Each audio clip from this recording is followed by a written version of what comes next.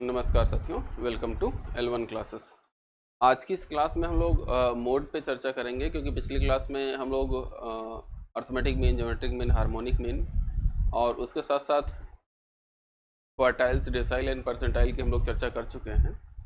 और इस क्लास में हम मोड और जो सेमी एवरेज, प्रोग्रेसिव एवरेज है उसकी पर चर्चा करेंगे। फिर उसके बाद अगली क्लास के बाद, मतलब इस क्लास के बाद अगली क्लास से हम लोग मेजर ऑफ डिस्पर्सन की चर्चा करेंगे। ठीक है, तो आइए हम लोग स्टार्ट करते हैं क्लास को। तो यहाँ पे सबसे पहले यहाँ पे देखेंगे हमारा ये L1 क्लासेस का, एक सेकेंड, L1 क्लासेस का ये हमारा यूट्यूब का चैनल और ये टेलीग्राम का लिंक। अगर आप L1 क्लासेस प्रयागराज सर्च करते हैं तो इस लोगों के साथ आप ऐप मिलेगा, जिस पे आप लॉगिन करके बाकी की सारी इन्फॉर्मेशन फाइंड आउट कर सकते हैं। और किसी टाइप की क्वेश्चन, कोई क्वेरी अगर आपको नहीं समझ में आ रहा है, इस नंबर पे आप लोग संपर्क कर सकते हैं। ठीक है, आज की क्लास में हम लोग यहाँ पर देखेंगे तो डेसाइल, परसेंटाइल यहाँ तक तो हम लोग खत्म कर चुके हैं। बस केवल एक टॉपिक ये छूट गया है। ठीक है, बाकी हम लोग मीन भी पढ़ चुके हैं, मीडियन भी पढ़ चुके हैं, पार्टीशन वैल्यू पढ़ चुके हैं, क्वार्टाइल पढ़ चुके हैं, डेसाइल, परसेंटाइल पढ़ चुके हैं। मोड एक टॉपिक छूटा है, इसके साथ साथ दो एवरेज, जिनको हम बिजनेस एवरेज कहते हैं, ठीक है, वो दोनों छूटे हुए हैं। तो सबसे पहले इसको पढ़ लेते हैं, फिर मेजर ऑफ डिस्पर्सन पे हम लोग आते हैं। तो मोड यहाँ पर देखिए, मोड क्या होता है। मोड किसी भी डिस्ट्रीब्यूशन का वह पॉइंट होता है, वह वैल्यू होती है जहां पर उसकी फ्रीक्वेंसी मैक्सिमा को अटेन करती है। मतलब मैक्सिमम फ्रीक्वेंसी के करस्पॉन्डिंग जो एक्स का मान होगा वो हमारा मोड कहलाता है। तो यहाँ पर हम लिखते हैं इसकी डिफिनीशन में कि mode is that value of the distribution for which frequency is maximum, frequency is maximum. ठीक है, जहां पर हमारे पास फ्रीक्वेंसी मैक्सिमम होगी वहीं पे उसी केस में हमारे पास मोड एग्जिस्ट करेगा। मतलब क्या कि ये अगर हमारे पास ग्राफ है और ये हमारा मूल बिंदु ओरिजिन है, ये हमारा मूल बिंदु है, तो यहाँ जो मैक्सिमम फ्रीक्वेंसी के करस्पॉन्डिंग जो परपेंडिकुलर होगा, इस डिस्टेंस को हम लोग यहाँ पर कहेंगे कि ये हमारा मोड है। ठीक है, मैक्सिमम फ्रीक्वेंसी के करस्पॉन्डिंग जहां पर ये ग्राफ मैक्सिमा को अटेन करेगा, क्योंकि ये हमारा वाई एक्सिस पे हम फ्रीक्वेंसी को प्लॉट करते हैं। तो ये जो हमारे पास चीज़ें आएंगी हम इसको कहेंगे कि ये हमारा मोड है। लेकिन मोड फाइंड आउट करने के लिए कुछ कंडीशंस होती हैं। कंडीशन क्या होती है कि उस केस में आपका डिस्ट्रीब्यूशन इल डिफाइंड नहीं होना चाहिए। तो अब यहाँ पर हम लिखेंगे क्या कि मोड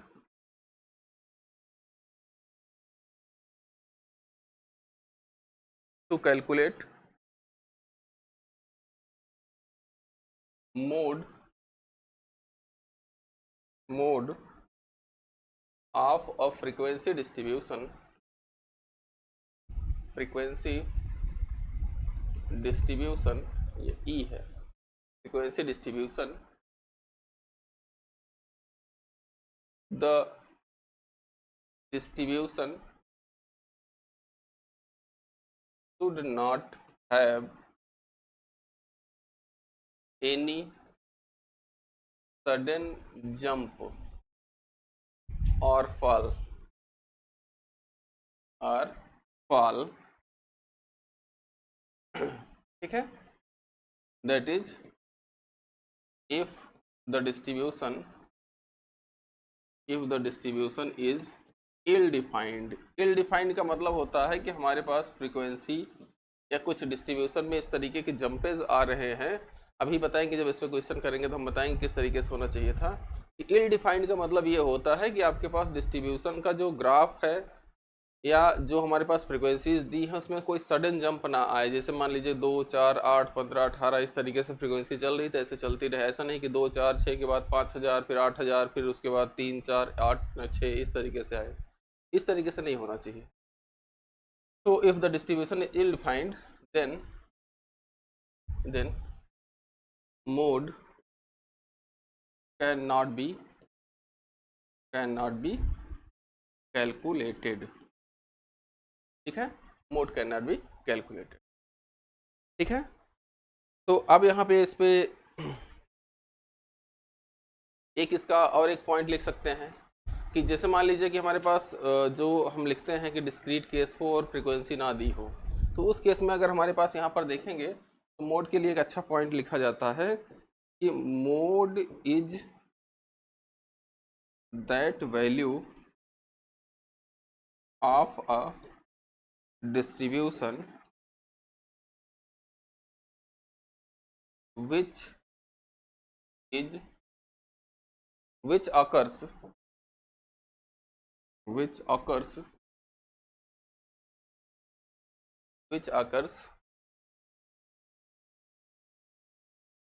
maximum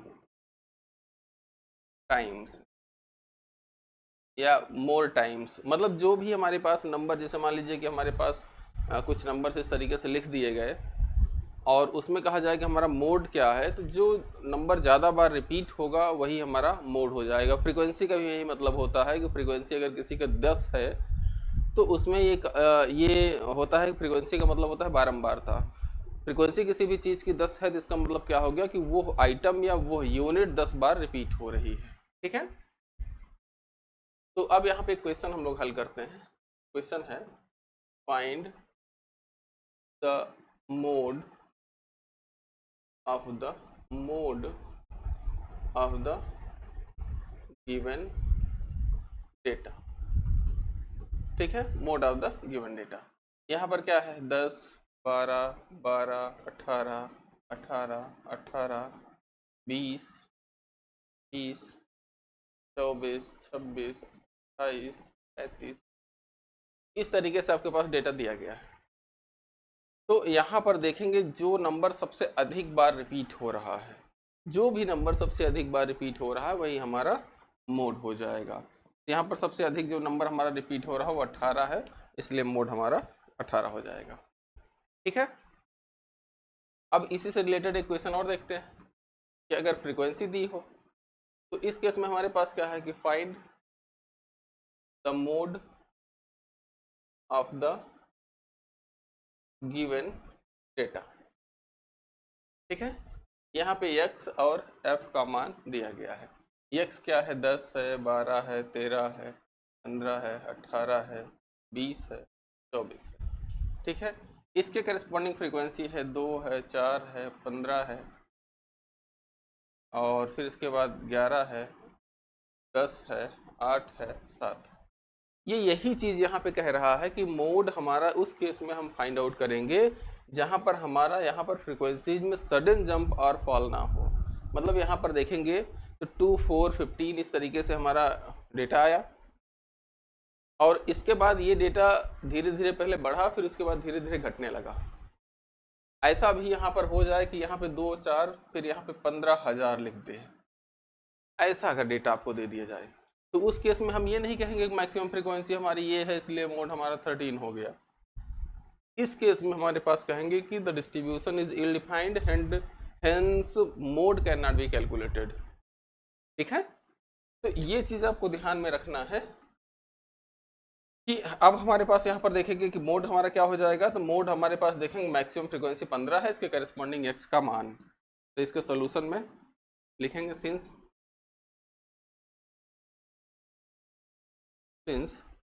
मैक्सिमम फ्रीक्वेंसी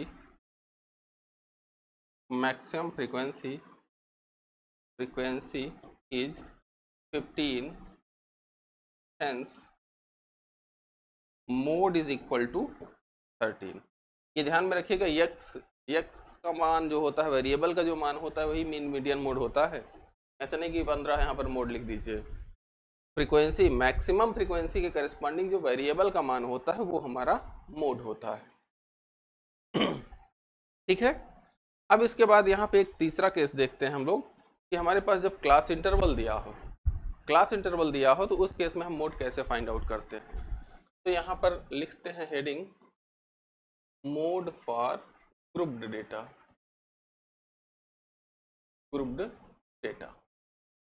यहाँ पर हमारे पास मान लेते हैं कि हमारे पास फ्रीक्वेंसी जो दी गई है वो यहाँ पर कुछ इस तरीके से है। Let we have a frequency distribution. कैसे, यहाँ पर हमारे पास दिया गया है क्लास इंटरवल है और यहाँ पर फ्रीक्वेंसी, ठीक है। यहाँ पर क्लास इंटरवल है x0 से x1, x2 से x1 से x2 अप टू xi-1 से xi, फिर अप टू xn-1 से xn। यहाँ पर हम मान लेते हैं कि हमारे पास जो फ्रीक्वेंसी है यहाँ पर कुछ भी दिया है f0, सॉरी ऐसा नहीं लिखते हैं क्योंकि हमारा फार्मूला में f0 हम लाना चाह रहे हैं। जो फार्मूला होता है, जो गुप्ता कपूर या फिर हर जगह स्टैंडर्ड लेवल पे जो दिया जाता है, वही फार्मूला हमारे पास यहाँ पर हम यूज करेंगे। तो यहाँ पर मान लेते हैं कि यहाँ पर हमारे पास A1, A2 अप टू, हम मान लेते हैं कि ith क्लास जो है हमारे पास, इसकी फ्रीक्वेंसी सबसे मैक्सिमम है, इसको f0 से डिनोट करेंगे। इसके जस्ट पहले क्लास की फ्रीक्वेंसी जो होगी उसको हम f1 से डिनोट करते हैं, और इसके जस्ट बाद की क्लास की फ्रीक्वेंसी f2 से हम डिनोट करते हैं, ठीक है। ये अगर हमारी मॉडल क्लास है, मान लेते हैं ये इस क्लास को, मॉडल क्लास कौन सी क्लास होती है जहां पर फ्रीक्वेंसी हमारी सबसे अधिक होती है, जैसे भी पिछले क्वेश्चन में हम लोग देख चुके हैं। तो और इसके बाद यहाँ पर फ्रीक्वेंसी मान लेते हैं an, ठीक है, जो भी है कुछ। तो इस तरीके से हमारे पास जहाँ मैक्सिमम फ्रीक्वेंसी होगी उसके करस्पॉन्डिंग जो हमारे पास क्लास होगी, उस क्लास को हम कहते हैं कि ये हमारी मॉडल क्लास है, और उसकी फ्रीक्वेंसी को हम f0 से डिनोट करते हैं कि ये मैक्सिमम है। 0 का मतलब मैक्सिमम है, ये ध्यान में रखना। उसके पहले की फ्रीक्वेंसी f1 है, इसके बाद की फ्रीक्वेंसी f2 है। तो इस केस में हमारे पास मोड हो जाएगा। मोड का हम मान इस यहाँ पे इस तरीके से लिखेंगे कि lower limit of the class, ठीक है, lower limit of the class L plus f0 minus f1 upon 2f0 minus f1 minus f2 into h। ये आपका मोड निकालने का फार्मूला होगा, ठीक है। जहां पर यहाँ पर हम लिख दे रहे हैं क्या, वेयर L जो है lower limit of the modal class, modal class की frequency, sorry class lower limit है। f0 का है maximum frequency of the modal class, maximum frequency या frequency of the modal class, ये कह सकते हैं, ठीक है, दोनों चीज़ें, क्योंकि ये फ्रीक्वेंसी हमेशा मैक्सिमम होगी। मैक्सिमम फ्रीक्वेंसी का मतलब ये हुआ कि जो हमारी मैक्सिमम फ्रीक्वेंसी होगी वही मॉडल क्लास होगी, और उसी क्लास की फ्रीक्वेंसी को हम f0 कह रहे हैं। यहाँ पे f1 क्या होगा, ये होगा frequency of model frequency of class, नहीं, फ्रीक्वेंसी ऑफ प्रीसीडिंग, एक सेकंड, प्रीसीडिंग, ये मॉडल क्लास के जस्ट पहले क्लास की फ्रीक्वेंसी है, तो इसको हम ऐसे लिख रहे हैं फ्रीक्वेंसी ऑफ क्लास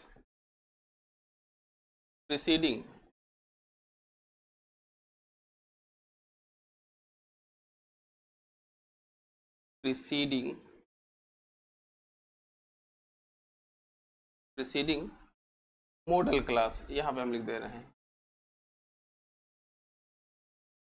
ठीक है।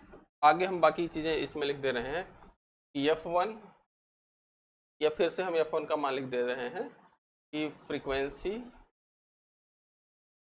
प्रीसीडिंग मॉडल क्लास, ठीक है। और f2 क्या है, फ्रीक्वेंसी सक्सीडिंग मॉडल क्लास, मतलब मॉडल क्लास के पहले की क्लास जो फ्रीक्वेंसी है उसको हम यहाँ पर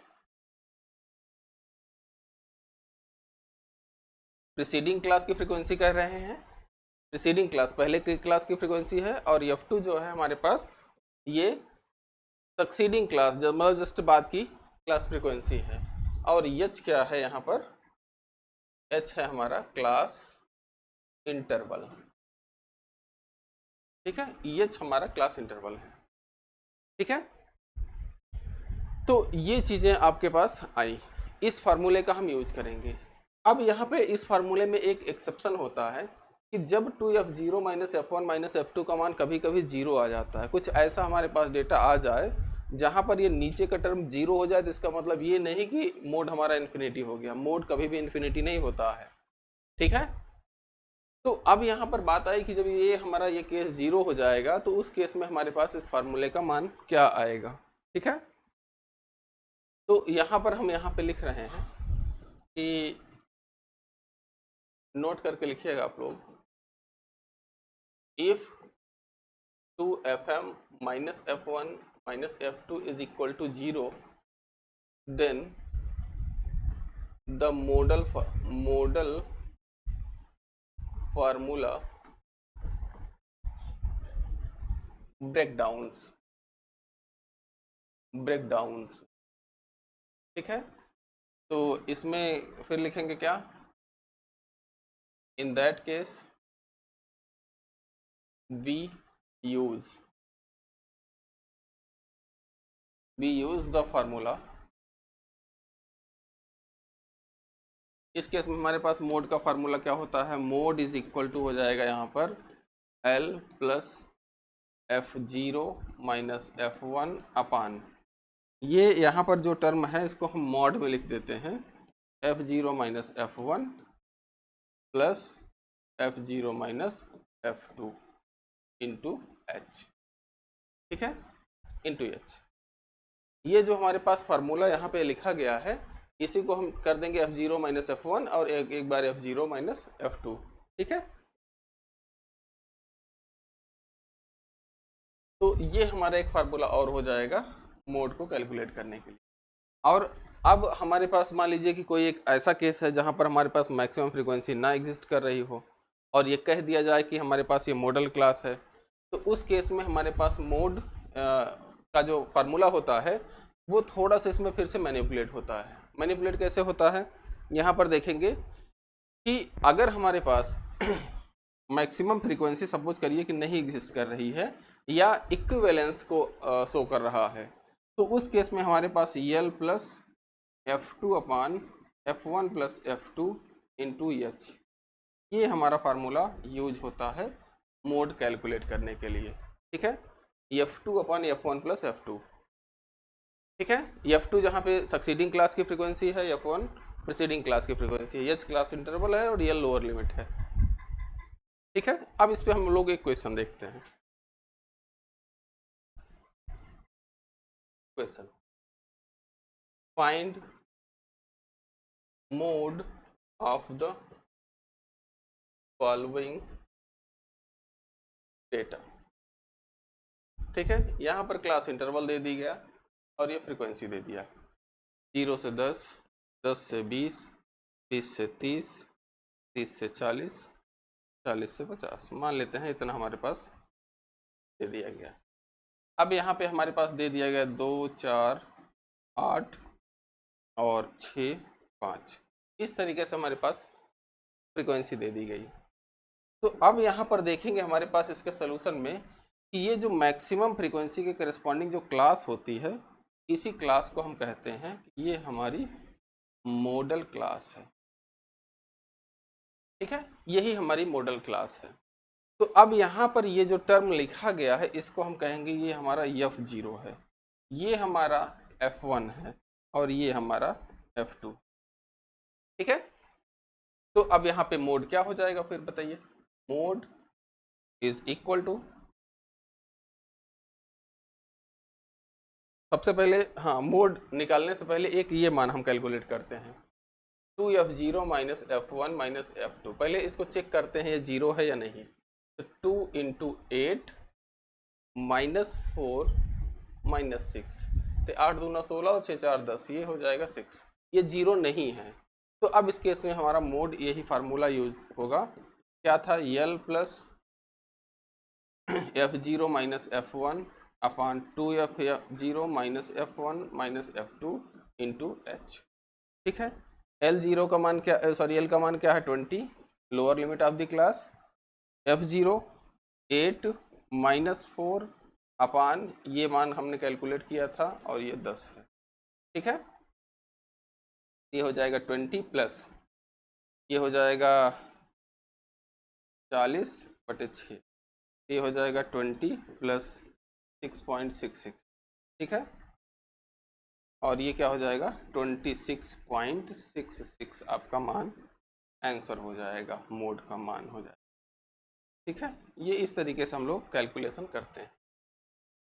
अगर ये मान 0 हो जाता तो उस केस में हमारे पास ये जो फार्मूला है, इस फार्मूले का हम लोग यूज करते हैं, पहले वाले फार्मूले का, कि दोनों का डिफरेंस का पॉजिटिव मान लेते, फिर इन दोनों का डिफरेंस का पॉजिटिव मान लेते, और फिर यहाँ पे जो मान आता है, यहाँ पे पॉजिटिव नेगेटिव नहीं देखेंगे, नीचे का ही टर्म जो हमारे पास रिमाइंडर का टर्म है, जो डिवाइडेड वो ये जो नीचे का टर्म है, इसी का मान हम देखेंगे कि 0 हो रहा है या नहीं, और अगर 0 हो रहा तो ये वाला फार्मूला हम यूज करेंगे। ठीक है, अब यहाँ पर तो हमारे पास ये हो गया।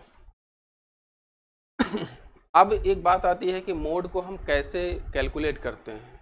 जैसे हम हिस्टोग्राम वगैरह पढ़े हैं, तो हिस्टोग्राम में आपको बताया गया कि ओजाइव कर्व अगर हम बना लें तो ओजाइव कर्व का जो इंटरसेक्शन पॉइंट होता है वो हमारा मीडियन देता है। लेकिन अगर हमें हिस्टोग्राम से मोड को कैलकुलेट करना हो तो उस केस में हमारे पास ये कुछ इस तरीके से हमारे पास सपोज कर लेते हैं कि हमारे पास ये मोड हिस्टोग्राम एग्जिस्ट कर रहा है। तो ये अगर हमारे पास हिस्टोग्राम है, मान लेते हैं कुछ ऐसा हिस्टोग्राम हमारे पास एग्जिस्ट कर रहा है। ठीक है, ये चीज़ आपसे चूँकि बहुत ही अलग अलग जो है केसेस में नहीं पूछी जाती, इसलिए इसका फार्मूले का प्रूफ हम लोग नहीं कराएंगे, क्योंकि आपका रिटन का एग्ज़ाम नहीं है, आपका ऑब्जेक्टिव एग्ज़ाम है। तो यहाँ पर हमारे पास इधर क्लास इंटरवल हो गया और इधर इधर फ्रीक्वेंसी हो गई। तो ये चीज़ आपको पहले बताई जा चुकी है कि हिस्टोग्राम का एरिया और हाइट उसकी फ्रीक्वेंसी के प्रोपोर्शनल होता है। ठीक है, अब यहाँ पर जो हमारे पास अगर इस तरीके से हमें मोड फाइंड आउट करना हो ग्राफ से, तो मैक्सिमम जो हमारे पास हाइट वाला ग्राफ होगा, जो हमारे पास हिस्टोग्राम होगा या रेक्टेंगल होगा, इसका हम इस तरीके से पॉइंट का मिलान करते हैं कि प्रीसीडिंग क्लास की अपर लिमिट और मॉडल क्लास की अपर लिमिट, फिर उसके बाद अगले क्लास की लोअर लिमिट मतलब यहाँ पे, और इस क्लास की लोअर लिमिट को हम ऐसे मिला देते हैं। अब यहाँ से हम एक परपेंडिकुलर डालते हैं। ये जो इंटरसेक्शन पॉइंट है, यहाँ पे एक हम परपेंडिकुलर डालते हैं एक्स एक्सिस, और ये जो मान हमारा होगा मूल बिंदु से इस मान की दूरी जो परपेंडिकुलर हमारे पास आएगा, ये हमारा मोड कहलाएगा। ये भी आपसे एक बार एक एग्जाम में पूछा, ऑब्जेक्टिव एग्जाम ही था, कि अगर मैक्सिमम फ्रीक्वेंसी के करस्पॉन्डिंग जो हमारा हिस्टोग्राम है या रेक्टेंगल है हिस्टोग्राम में, उस पर हम क्रॉस सेक्शन इस तरीके से लगाएं और परपेंडिकुलर डालें तो ये वैल्यू हमारी क्या आती है, तो ये मोड होता है। ठीक है, तो ये चीज़ें केवल आपको ध्यान में रखनी है कि कैसे किन चीज़ों को हमें यूज करना होता है। ठीक है, अब इसके बाद हमारे पास जो डिस्ट्रीब्यूशन होता है, अभी डिस्पर्सन में भी हम ये चीज़ें पढ़ेंगे कि जो हमारे पास डिस्ट्रीब्यूशन होता है, अगर उस केस में मोड हमारे पास इल डिफाइंड हो। इल डिफाइंड का मतलब क्या हो गया कि हमारे पास कुछ ऐसा मोड आ रहा है जो डिस्ट्रीब्यूशन के अकॉर्डिंग सूट नहीं कर रहा है। ठीक है, या जो हमारे पास डिस्ट्रीब्यूशन दिया गया है वो डिस्ट्रीब्यूशन कुछ इस तरीके का है जिसमें सडन जंप या फॉल आ रही है, फ्रीक्वेंसी अचानक बढ़ जा रही है या घट जा रही है। तो इस केस में हमारे पास क्या होता है कि मोड को हम कैलकुलेट नहीं कर पाते, और उस केस में मीन, मीडियन और मोड के बीच में एक रिलेशनशिप एग्जिस्ट करती है। ठीक है, मीन, मीडियन और मोड के बीच में एक रिलेशनशिप एग्जिस्ट करती है, उसी को हम यहाँ पर देखेंगे। तो यहाँ पर नोट करके लिखेंगे हम लोग कि if the distribution is ill defined, that is the distribution is asymmetric। ठीक, देन यहाँ पर क्या होता है, यहाँ पर हमारे पास जो मान होता है mode minus mean, mode minus mean, या ऐसे लिखिए यार, mean minus mode is equal to 3 times mean minus median. ठीक है, ये एक रिलेशनशिप एग्जिस्ट करती है।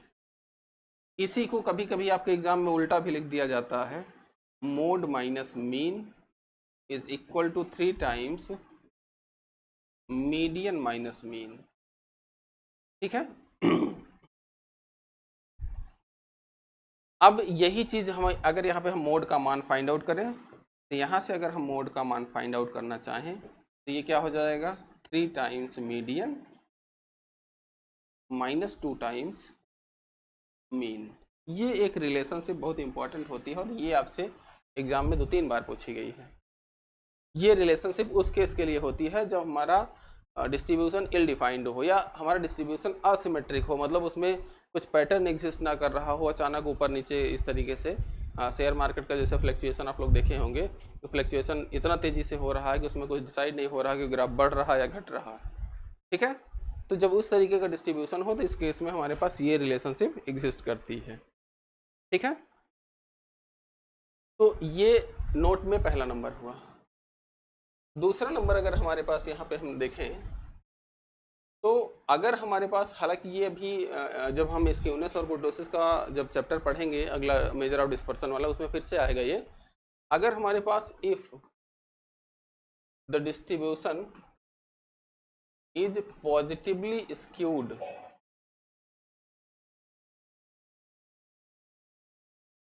यहाँ पर एक चीज समझिएगा कि असिमेट्रिक का मतलब होता ही है कि यहाँ पर डिस्ट्रीब्यूशन हमारा कैसा है, स्क्यूड है। ठीक है, ऐसा लिख सकते हैं कि जैसे यहाँ पर लिखे हैं द डिस्ट्रीब्यूशन इज असिमेट्रिक, तो यहाँ पे the distribution is skewed, then ये केस हमारे पास होता है। अब स्क्यूनेस दो तरीके की दो क्या मेनली 3 तरीके के कहेंगे हम लोग, कि जब मीन मीडियन मोड बराबर हो जाए तो सिमेट्रिसिटी हो जाती है, मतलब स्क्यूनेस वहाँ 0 हो जाती है। और अगर हमारे पास जब हमारे पास मीन मीडियन मोड में ये रिलेशनशिप एग्जिस्ट करे, मतलब क्या कि mean greater than median greater than mode हो, तो इस केस में हमारे पास कुछ ग्राफ इस तरीके से होता है कि ग्राफ हमारा राइट साइड इलांगेटेड होता है। मतलब हमारे कहने का ये कि जो हमारा ग्राफ होगा कुछ ऐसे भागेगा, एक सेकंड, हाँ ऐसे भागेगा ग्राफ। मतलब इधर तो सिमेट्रिसिटी को शो करेगा, मैक्सिमम फ्रीक्वेंसी के करस्पॉन्डिंग हमारा मान क्या होगा, ये मोड होगा, और यहाँ पर ये मीडियन होगा, और यहाँ कहीं जाकर मीन होगा। तो यहाँ पर ध्यान दीजिए, मीन सबसे बड़ा होगा, फिर मीडियन उससे बड़ा होगा, फिर सॉरी मीडियन उससे छोटा होगा, फिर उससे छोटा मोड होगा। ठीक है, और ये यहाँ पे इसको नहीं नापिएगा कि जो है ये मैक्सिमम हाइट मोड की है तो मोड ज़्यादा है, ये मूल बिंदु से दूरी होती है, यहाँ ओरिजिन से ये जो होगा छोटा होगा क्योंकि मोड है, ये यहाँ पे ओरिजिन की डिस्टेंस मीडियन होगी, फिर और ये ओरिजिन की डिस्टेंस मीन होगी। ठीक है, पॉजिटिवली स्क्यूड के केस में हमारा जो डिस्ट्रीब्यूशन होता है वो राइट टेल्ड होता है, इसको राइट टेल्ड कहा जाता है। ठीक है, राइट टेल्ड मतलब दाहिनी तरफ, ग्राफ जो है दाहिनी तरफ भागा हुआ है। फिर इसके बाद एक अगली कंडीशन होती है इसमें कि if the distribution is negatively skewed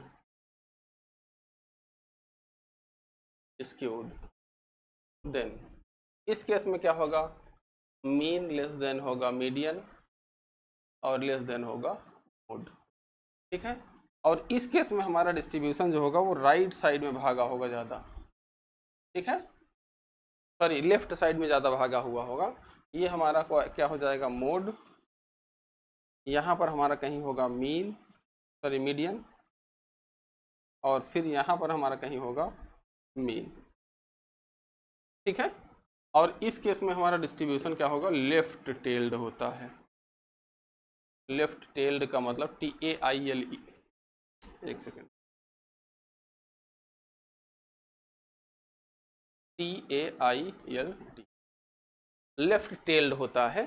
left tell का मतलब ये ग्राफ हमारा लेफ्ट साइड में खींचा हुआ होगा, ठीक है, लेफ्ट साइड में खींचा हुआ होगा। और हमारा निगेटिवली स्क्यूड के केस में ये होता है। और अगर हमारे पास डिस्ट्रीब्यूशन सिमेट्रिक हो जाए, डिस्ट्रीब्यूशन ना राइट भागा हो ना लेफ्ट भागा हो, दोनों तरफ ऐसे पर्याप्त बैलेंस्ड हो, तो उस केस में हमारे पास ये चौथा केस होगा, if the distribution is symmetric then mean बराबर मीडियन बराबर मोड होगा, ठीक है। और ये ग्राफ कुछ इस तरीके से ऐसे धीरे धीरे बढ़ेगा और धीरे धीरे, अरे यार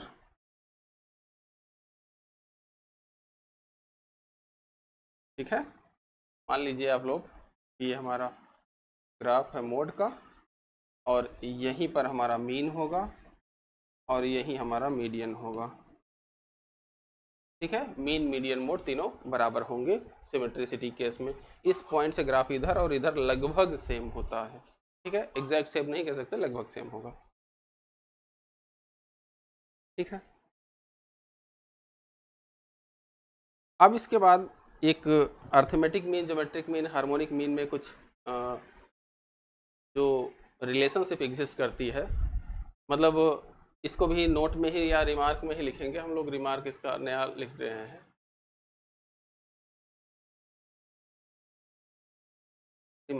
रिमार्क में पहला क्या होगा कि अर्थमेटिक मीन, अगर हमारा यहाँ पर ए हमारा अर्थमेटिक मीन है, ए अर्थमेटिक मीन है,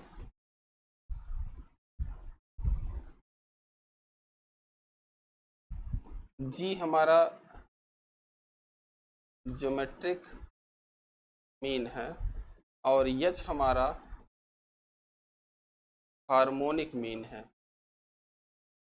ठीक है। और सिग्मा हमारा स्टैंडर्ड डेविएशन है। स्टैंडर्ड डेविएशन का मान अभी हालांकि हम लोग आगे पढ़ेंगे, या यहीं पे यही इतना देख लीजिए, ठीक है। तो उस केस में हमारे पास AM, या AM लिखते हैं इसको, greater than GM greater than or equal to HM होता है। ये आपका एक रिजल्ट रहेगा, ठीक है। AM ग्रेटर देन GM, ये AM इसको कर दीजिए, और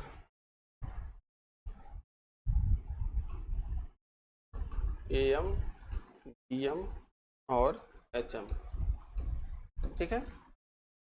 तो ये हमारी एक रिलेशनशिप इसमें एग्जिस्ट करती है। और बाकी अभी कुछ रिलेशनशिप और होती हैं, डिस्पर्सन वाले चैप्टर में हम लोग पढ़ेंगे, AM GM HM और स्टैंडर्ड डेविएशन में। स्टैंडर्ड डेविएशन चूँकि अभी हम पढ़े नहीं हैं, इसलिए हम अगले चैप्टर में उसकी चर्चा पर चर्चा करेंगे, ठीक है।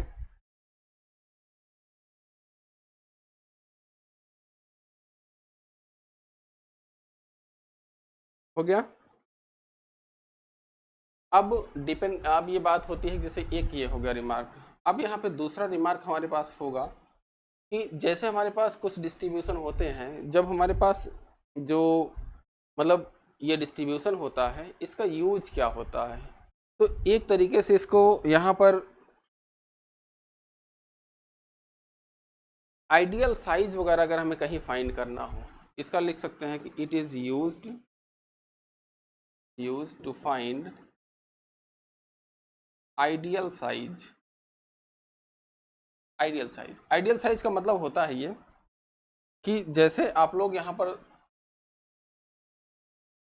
जो हमारे पास यहाँ पे मान होता है, आइडियल साइज का मतलब जैसे किसी भी आप किताब की दुकान, सॉरी किताब कह रहे हैं, जूते की दुकान पे, चप्पल की दुकान पे, स्लीपर्स की दुकान पे, या सैंडल वगैरह खरीदने जाएं, या टी शर्ट वगैरह खरीदने जाएं, तो देखेंगे एक स्पेसिफिक नंबर के जो जूते चप्पल होते हैं वो वहाँ पे ज़्यादा होते हैं। जैसे नॉर्मली 8 नंबर, 7 8 9 नंबर, या 8 नंबर उसमें सबसे ज़्यादा होता है, क्योंकि जो आइडियल साइज होती है, जो पैर की साइज होती है, वो बहुत ही मतलब एक्स्ट्रा ऑर्डिनरी आदमी नहीं है, जो एडल्ट एज वाले बच्चे हैं या लड़के हैं, उनको सभी को लगभग 8 या 9 नंबर के आसपास क्या ही चप्पल, जूता, स्लीपर, इस तरीके से चीज़ें आती हैं।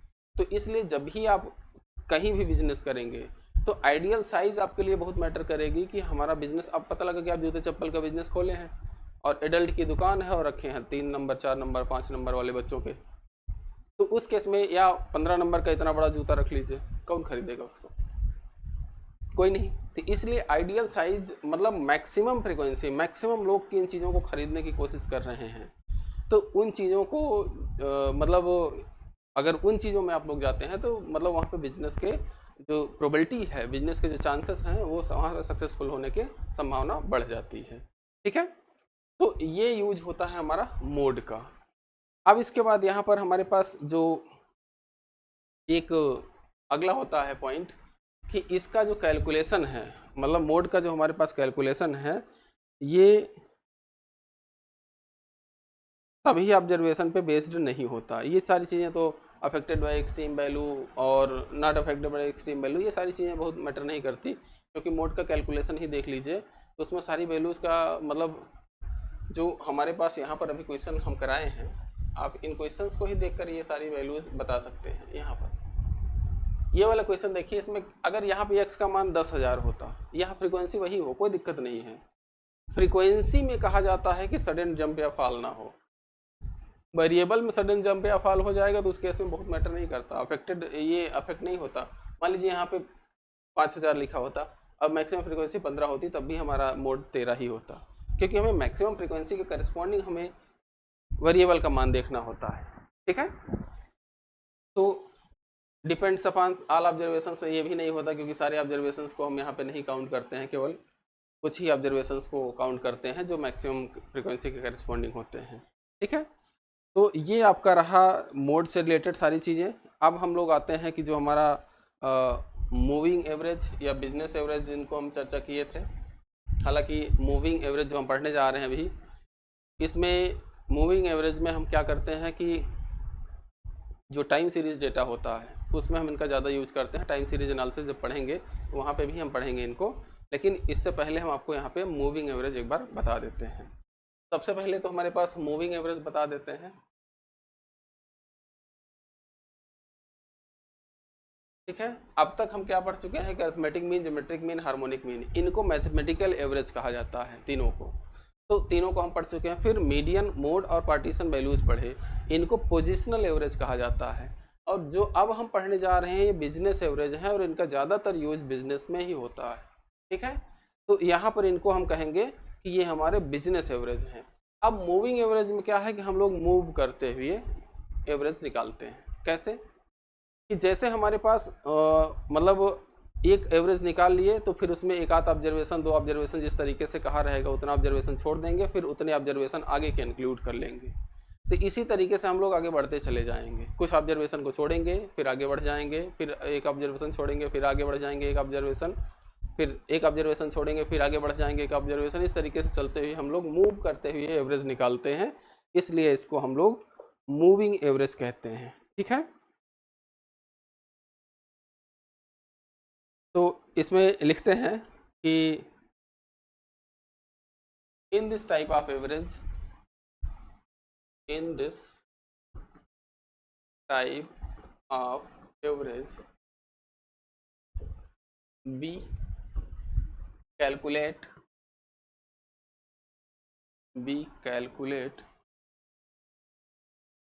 the average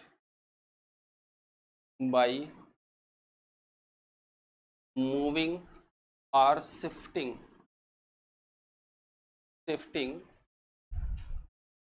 observations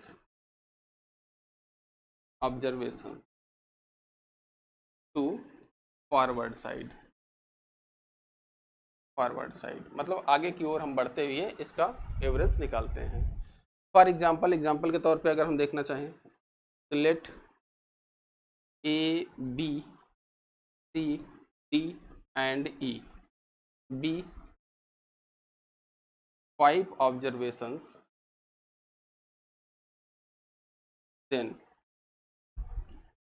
then the moving average of 3 मान लेते हैं 3 ऑब्जर्वेशन का हम यहाँ पे निकालना चाह रहे हैं, 3 ऑब्जर्वेशन, 2 ऑब्जर्वेशन किसी का भी हो सकता है। तो 3 ऑब्जर्वेशंस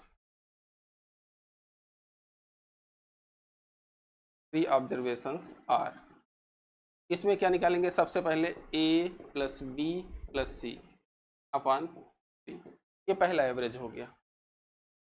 फिर दूसरा एवरेज में क्या है कि हाँ, यहाँ पे एक चीज़ आपको ध्यान में रखिएगा, यहाँ पे ये दिया रहेगा कि आपको कितने ऑब्जर्वेशंस का एवरेज निकालना है और कितने ऑब्जर्वेशंस छोड़ने हैं, ये आपको दिया रहेगा क्वेश्चन में, ठीक है। तो सपोज कर लिए यहाँ पे हम लिख दे रहे हैं, यहाँ पर मूविंग एवरेज आर और बाई शिफ्टिंग 1 ऑब्जर्वेशन, ठीक है। ओबीएस का मतलब ऑब्जर्वेशन समझिएगा अभी। तो 1 ऑब्जर्वेशन यहाँ हमें शिफ्ट करना है, तो अब b plus C plus D upon 3, फिर उसके बाद c plus D plus E upon 3। ये ऐसे तब तक चले जाएंगे जब तक हमारे पास लास्ट ऑब्जर्वेशन यहाँ पे नहीं आ जाता है, ठीक है। जब हमारे पास लास्ट ऑब्जर्वेशन होगा, उसके पास ऑब्जर्वेशन नहीं रहेगा, तब हमारे पास इसका कैलकुलेशन बंद कर देते हैं। कभी कभी आगे जब हायर एजुकेशन पढ़ेंगे, हालांकि आपके यहाँ लेवल का नहीं है, तो उसमें क्या करते हैं कि सर्कुलर मूविंग एवरेज का हम मान कैलकुलेट करते हैं। तो सर्कुलर का मतलब क्या हो गया कि फिर यहीं से ई के बाद हम घूम के ए पे आ जाएंगे, यहाँ पे अगला लिखेंगे डी प्लस ई प्लस ए अपॉन 3, तो ये सर्कुलर हो जाएगा। सर्कुलर हमारे पास सरल रेखा में ना चल के हम सर्कुलर तरीके से मूव कर रहे हैं, ठीक है। तो ये हमारा हुआ मूविंग एवरेज, इसका इसी तरीके से कैलकुलेशन करते हैं। और इसका भी टाइम सीरीज एनालिसिस में ज़्यादा यूज होता है। जब हम टाइम सीरीज एनालिसिस का अभी टॉपिक पढ़ेंगे, तो वहाँ पे भी फिर से इसको पढ़ेंगे। और इसका ज़्यादातर यूज क्या होता है, बिजनेस फोरकास्टिंग में इसका यूज सबसे ज़्यादा होता है, ठीक है। अब अगला है हमारा प्रोग्रेसिव एवरेज, ठीक है। Progressive average,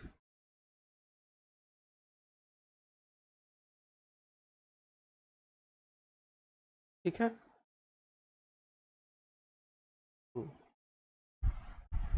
progressive average,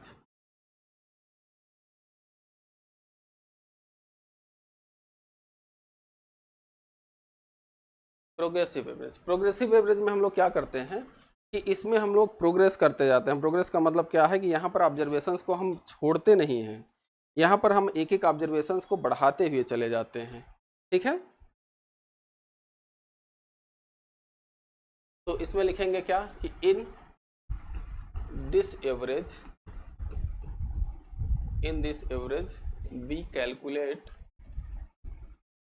we calculate the average by adding the observations, ऐसे लिखिए एडिंग, थोड़ा सा एडिंग तो करेंगे ही हम, एडिंग द प्रोग्रेसिव ऑब्जर्वेशंस, मतलब क्या कि आगे प्रोग्रेस करते हुए, आगे बढ़ते हुए हम लोग इसका एवरेज निकालेंगे।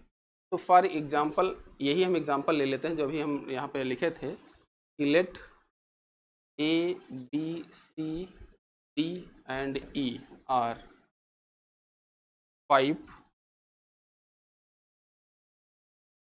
observations, then the progressive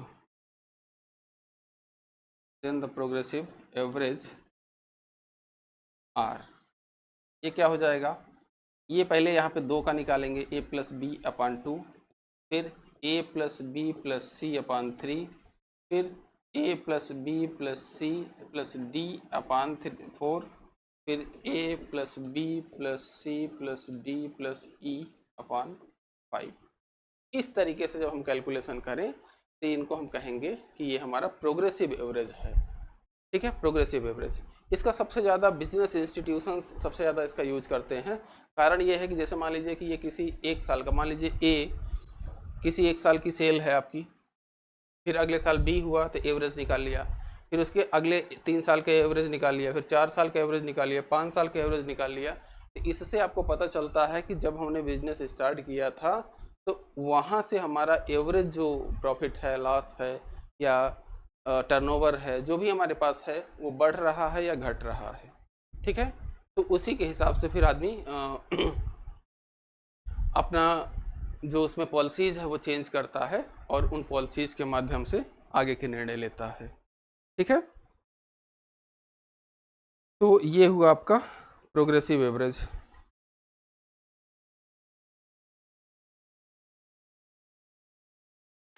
अब इसके बाद यहाँ पर जो हमारे पास एक arithmetic mean, geometric mean, harmonic mean में एक रिलेशनशिप हमारे से छूट गई थी, तो हम उसको बता देते हैं और बाकी फिर आपका ये चैप्टर जो है ख़त्म हो जाएगा। ठीक है, तो इसी में हम लोग एक यहाँ पे जो हम लोग रिमार्क लिखे थे, ताकि ये पीडीएफ में एक साथ आए तो ज़्यादा अच्छा रहेगा, यहीं पे एक हम रिमार्क तीसरा लिख दे रहे हैं। इसको थोड़ा सा अलग कलर से कर रहे हैं ताकि पता चले आपको। यहीं पर हम एक अगला जो रिमार्क है तीसरा लिख दे रहे हैं कि जो हमारा ज्योमेट्रिक मीन होता है ये under root AM into GM, sorry GM नहीं HM। अर्थमेटिक और ज्योमेट्रिक मीन का जो हमारे पास अंडर रूट होता है, एक तरीके से ये कहा जाए कि दो ऑब्जर्वेशंस का सेकंड रूट। भाई ज्योमेट्रिक मीन हम कैसे निकालते हैं, जितने ऑब्जर्वेशन है उतने का मल्टीप्लिकेशन और उतना थर्ड रूट ले लेते हैं। तो यहाँ पर दो ऑब्जर्वेशन है और दोनों का हमने अंडर रूट ले लिया, तो ये हमारा ज्योमेट्रिक मीन हो जाता है। ये एक रिलेशनशिप कई बार पूछी गई है आपसे। और अगर यहाँ पे हम अगर इसको निकालना चाहें इसी को, तो यहाँ पर AM बराबर हम लिख सकते हैं कि GM स्क्वायर अपॉन HM। ठीक है, बस यही है, दोनों साइड स्क्वायर कर दिए हैं, फिर AM का मान निकाल लिए हैं। ठीक है, तो ये भी आपके लिए एक पॉइंट इम्पॉर्टेंट रहेगा। ठीक है, तो बाकी अब जो कुछ अदर टाइप के एवरेज आएंगे तो उनको हम लोग यहाँ पर जो हमारी टाइम सीरीज वाली क्लास होगी हम उस क्लास में कवर करेंगे। मूविंग एवरेज, प्रोग्रेसिव एवरेज हो गया है। अब इसके बाद एक दो टाइप के और एवरेज होते हैं जिसमें सेमी एवरेज कहा जाता है। फिर उसके बाद एक दो टाइप के जो और एवरेज होते हैं जो बिजनेस फोरकास्टिंग के लिए ही ज़्यादातर केस में यूज होते हैं, तो उनकी चर्चा हम लोग अगली जब हमारे पास क्लासेस होंगी टाइम सीरीज वाली, तो उसमें हम लोग करेंगे। तो आज की ये हमारा क्लास यहाँ पे समाप्त होती है। ये हमारा एलोन क्लासेस का यूट्यूब चैनल, टेलीग्राम का लिंक और ये नंबर जिस पे आप जाके संपर्क कर सकते हैं किसी भी इंफॉर्मेशन के लिए। तो आज की क्लास के लिए बस इतना ही। Thank you for this class, have a nice day.